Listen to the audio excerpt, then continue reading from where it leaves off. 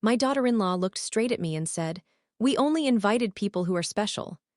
After 3 years of covering their expenses, I apparently did not qualify.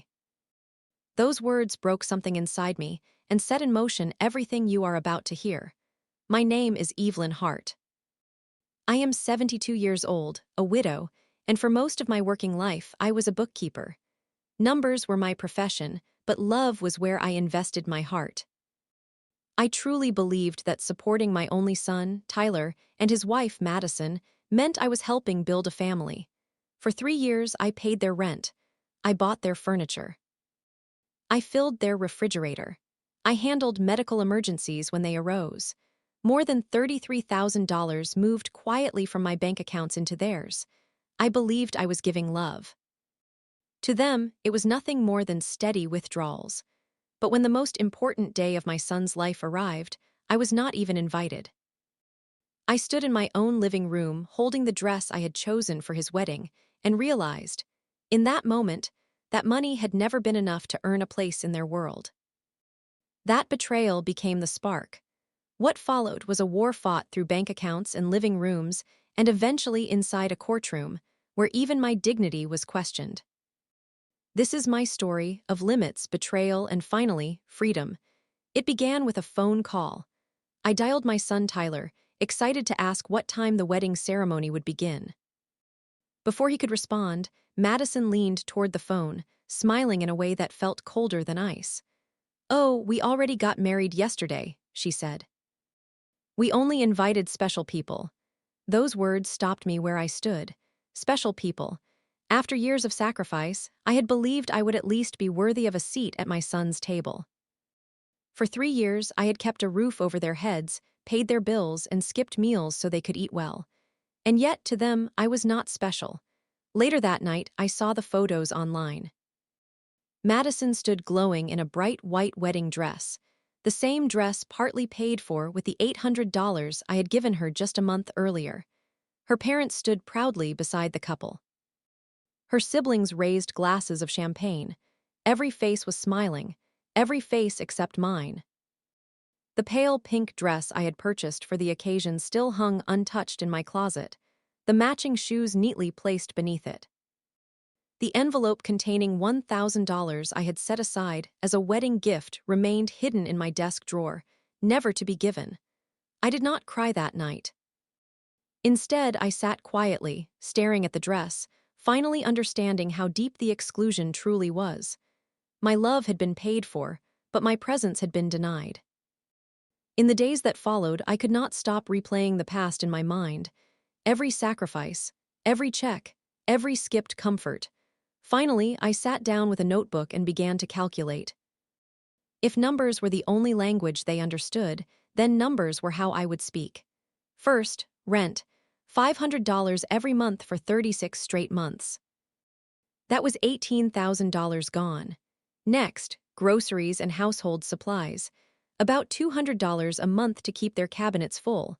Another $7,200. Then came the gifts. Birthdays, anniversaries, Christmas mornings when I wanted them to feel cherished. At least $3,000 in carefully wrapped boxes and gift cards. Madison's medical emergency, $800. The car loan I paid when they promised they would repay me, $2,500. The living room furniture I bought outright, $1,200. Even the air conditioner repair, $600.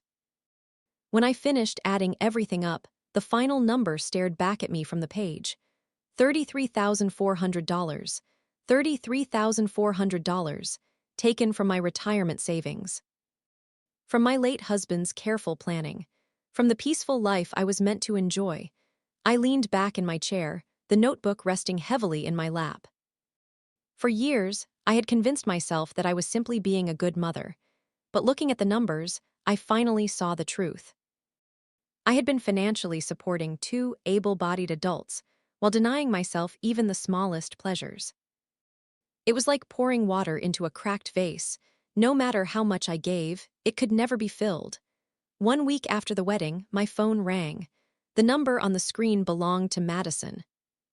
Her voice, usually sharp and self-assured, now shook with urgency. "Evelyn, the rent is late. The landlord is threatening eviction. You forgot to send the money." I stayed quiet for a long moment, letting her words linger. How many times had I rushed to the bank for them? How many meals had I sacrificed so they could eat better? And now, after being told I was not special, they called as if nothing had changed. "Madison," I said calmly, surprising even myself, "did I mention that I only help special people?" The silence on the other end of the line grew thick. As if she had suddenly realized the ground beneath her feet was collapsing. "I don't understand," she stammered. "We were always special to you. You're like a second mother to me." Pretty lies, carefully wrapped, but lies all the same. The same voice she had used to ask for money for her dress, for the rings, for their so-called emergencies. For years, I had shrunk when they raised their voices, desperate to keep peace at any cost. Not this time. This time, Madison was the one shaking, and I was standing firm. The next morning, I dressed with quiet determination and walked into the bank. For 3 years, automatic transfers had drained my account like clockwork. It almost felt ceremonial, as though the system itself had been trained to prioritize my son and his wife over me. But that routine ended that day. Mr. Donnelly, the branch manager, greeted me warmly. He had processed every single transaction and likely watched my savings shrink month by month. "Mrs. Hart," he said, "what can I help you with today?" "I want to cancel every automatic transfer to my son's account," I replied, "and I want stronger security. No one else should ever access my money." His eyebrows lifted slightly, but he asked no questions. Instead, he guided me through new passwords, extra verification steps, and a complete freeze on external access. As he handed me the documents, he hesitated.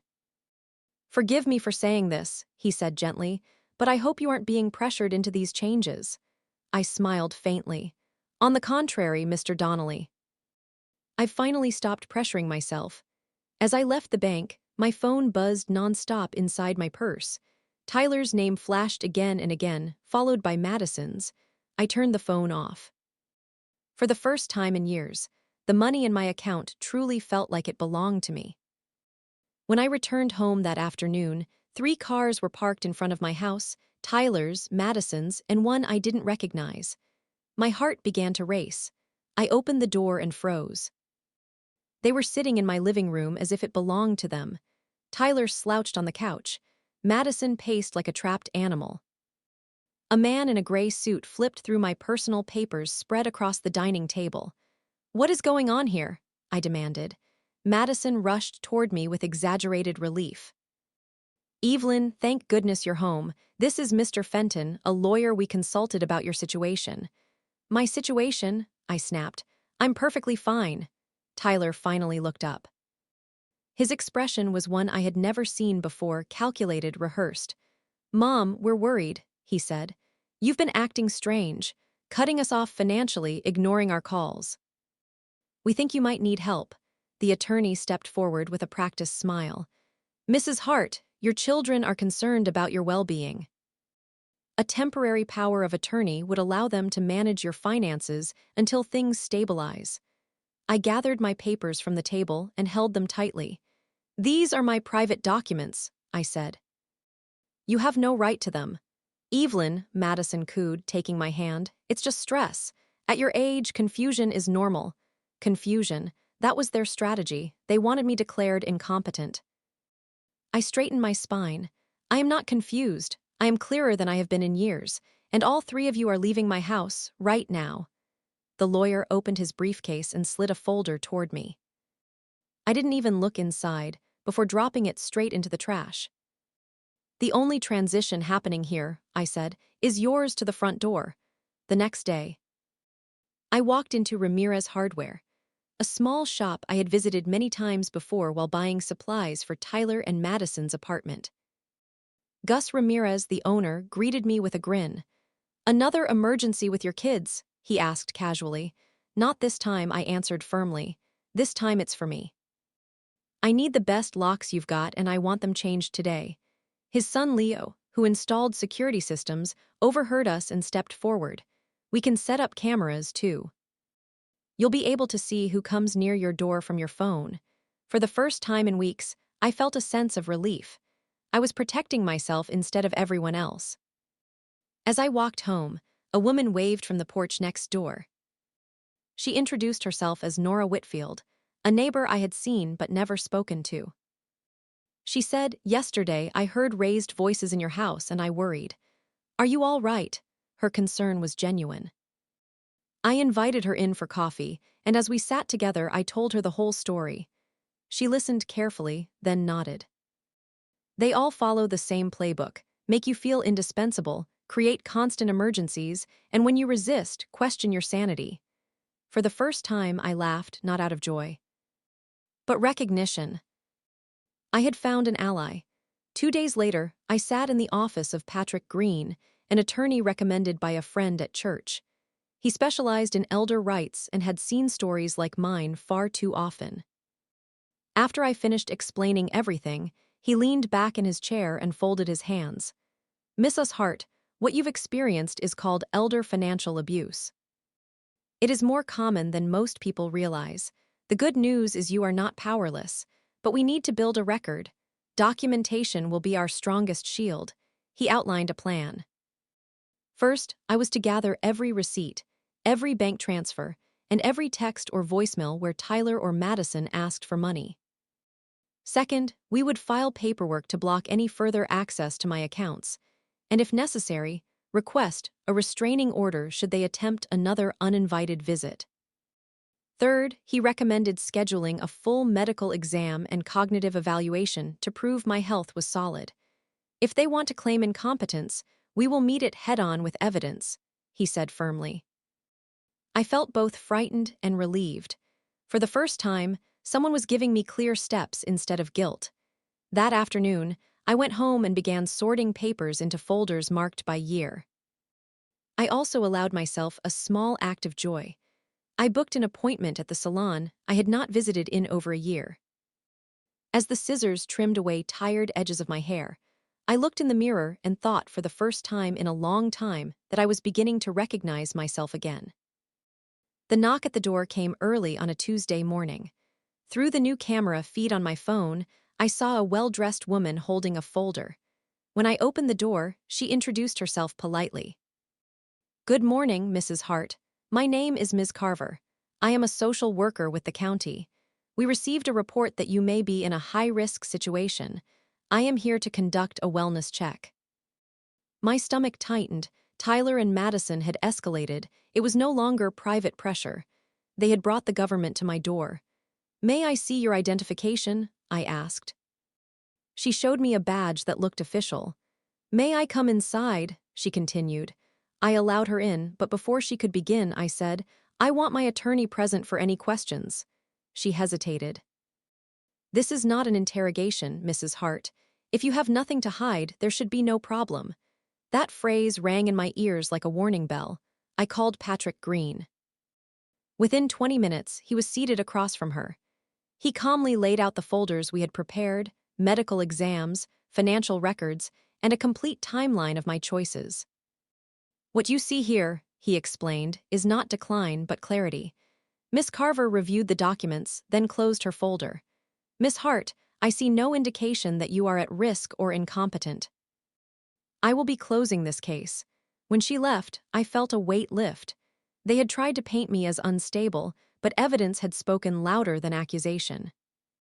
Just when I thought the storm had passed, Patrick called me into his office with grim news.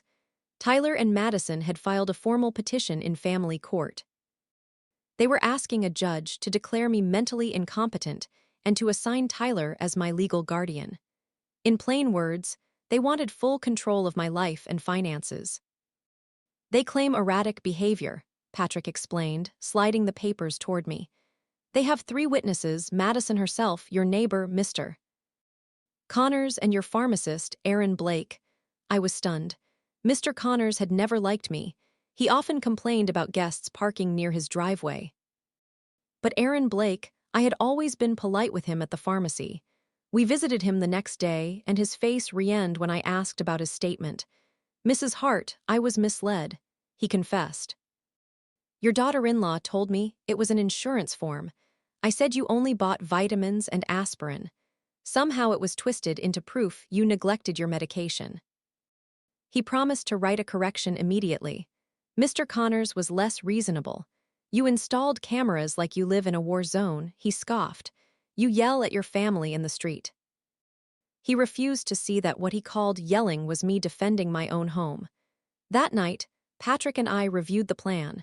We would secure an independent psychiatric evaluation. We would collect statements from friends and neighbors who had seen my clarity and independence. I went to bed anxious but resolved. I could grieve the son I thought I had, yet still protect the woman I was becoming. The courthouse was solemn and cold the morning of the hearing.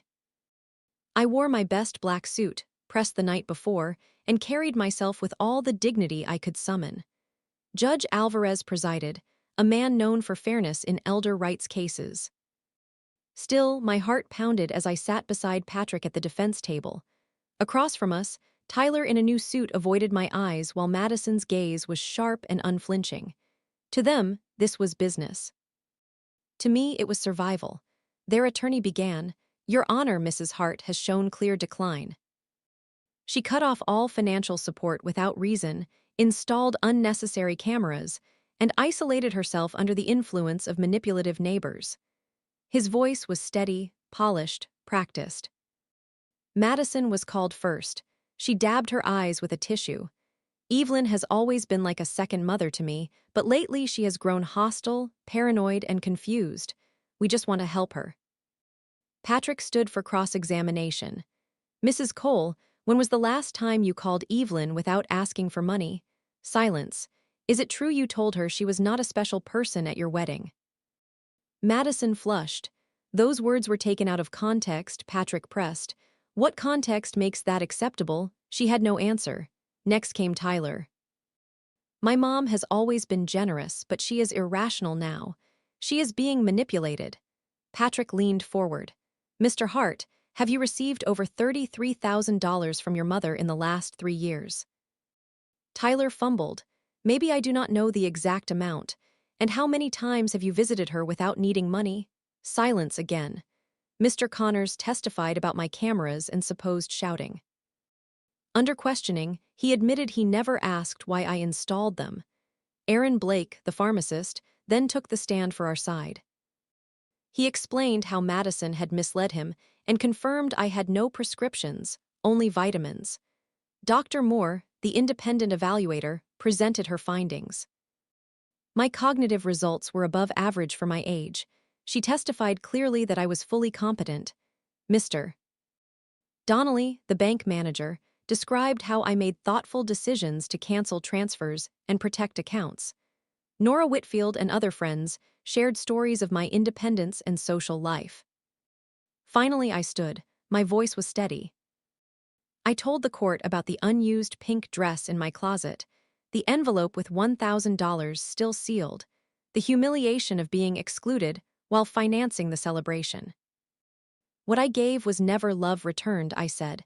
"It was a commercial exchange disguised as family." Patrick closed. "This is not incompetence, Your Honor. This is a woman reclaiming dignity." After hours of deliberation, Judge Alvarez returned. "The petition for guardianship is denied. Mrs. Hart is fully competent." The evidence shows this case was motivated by financial interest, not concern. Relief washed over me. I had defended not just my finances, but my freedom. When the gavel struck, it felt like a chain breaking. Tyler and Madison gathered their papers and stormed out, whispering angrily to their lawyer. I caught one last look from my son, but whatever regret flickered, there was already too late. Our family bond had been buried under greed.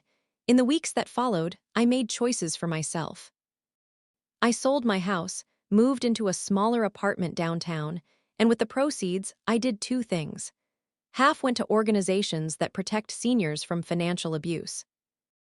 The other half I kept to finally live.